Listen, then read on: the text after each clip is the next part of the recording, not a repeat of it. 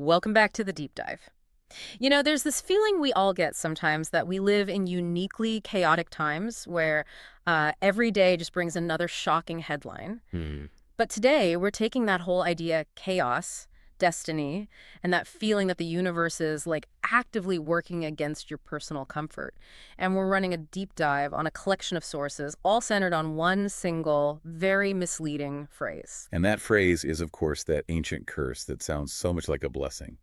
May you live in interesting times. Exactly. Our mission today isn't just to, summarize the political stuff happening on the counterweight continent.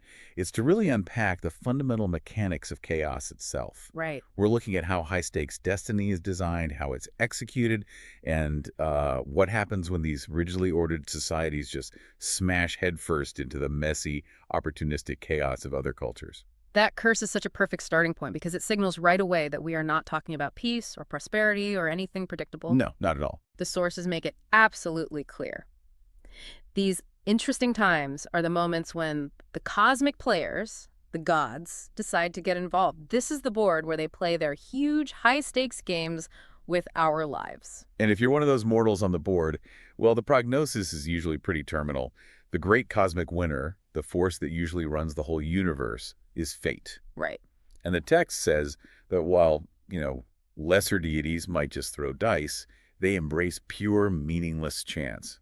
Fate plays chess. He's smug, he's predictable, and he asserts this total control over destiny. Fate relies on these established tropes, doesn't he? He sets up conflicts we've all seen before, like Mad Kings, or Yeah. he uses these classic unavoidable disasters, floods and droughts. Exactly. He's the master of the long game. He sets up his pieces years, sometimes even centuries in advance. And that leads to this really crucial observation about how he works. When he plays chess, you only realize the outcome is inevitable when it's just far, far too late. And the chilling image we get from the sources is that fate has been setting up the game using two queens the entire time. Wow. That's such a powerful metaphor. It suggests that what we mortals think of as like complicated free will is often just the most convoluted, agonizing path to a conclusion that was already decided from the start. It's the ultimate fatalism, but that's exactly what creates the vacuum for the opposing force, It sets the stage for a conflict that's less about armies and more about these huge cosmic philosophies. Yeah. So let's unpack the players in this celestial game, starting with the ultimate constant.